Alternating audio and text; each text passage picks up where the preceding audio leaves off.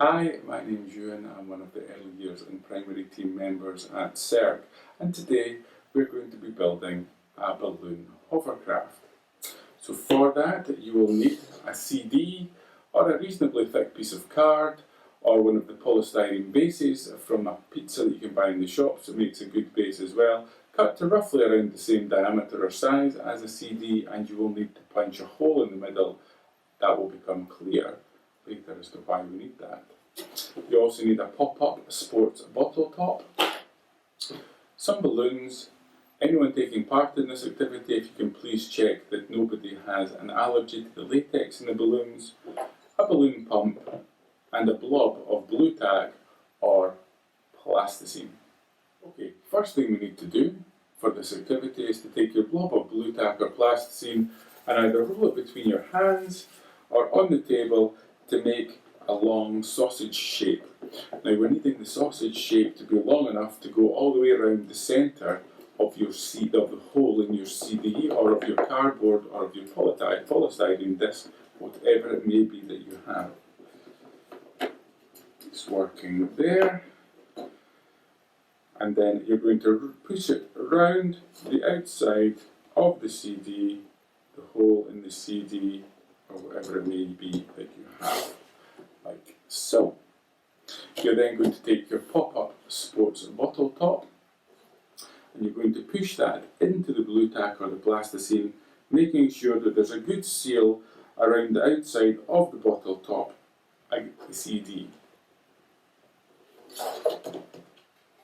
Like so. You're then going to take your balloon pump and your balloon. I'm using a balloon pump today just because I have one. I'm aware, however, that not everybody might have a balloon pump, so if you don't, and the balloon hovercraft is purely going to be your own, and you're not going to be sharing the balloons, then you can use your mouth, but remember, for health and safety purposes, don't share the balloons, don't blow up somebody else's balloon. It's not the most sanitary. Okay, so we're going to blow it up.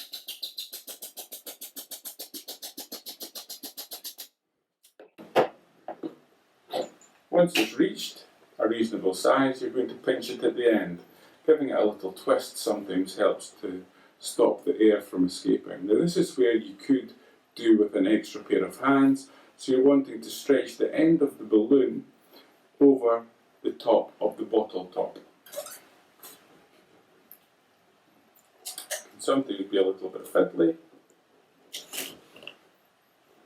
and you should have something like that. Okay, so now that we have our balloon hovercraft ready and poised, we're going to just see exactly what happens if we give it a little push across the table, or you may be on a nice smooth floor. So if we give it a little push, it gets so far and then it stops. What's making the CD hovercraft stop? The answer is a force called friction. So what actually is friction? Well, firstly, friction is everywhere.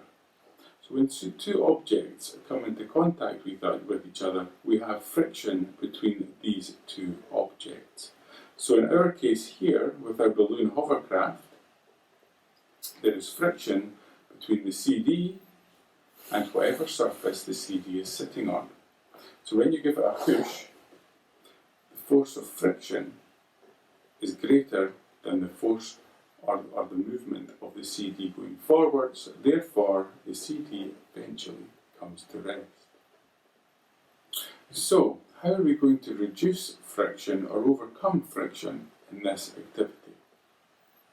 So we're actually just going to do the activity. So if you put your balloon hovercraft at the side of the table or at the floor, hold the bottom of the bottle lid, let it up, and then give it a push. As you'll see, the balloon hovercraft moves much further and much easier across the table or across the floor as it did previously. So why does the balloon hovercraft move far better when the lid is open and the air is come out of the balloon than it did when the balloon was filled? Well, the answer is really quite simple. Because you've opened the lid of the juice bottle, the air has come out of the balloon, down the nozzle, and out through the hole at the bottom of either your CD, cardboard, or the pizza base. It is then acted as a balloon, as an air sandwich between the CD and the table, or a bit like an air cushion, allowing the balloon hovercraft to travel much further distance before the force of friction acts upon it and stops it.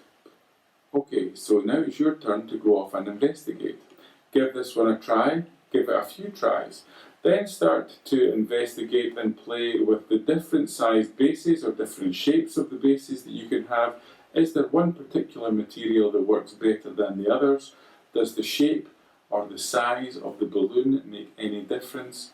I would love to see your photographs of your homemade CD hovercrafts. Please do decorate them, make them nice and pretty. Does that have any effect on its ability to travel across the floor?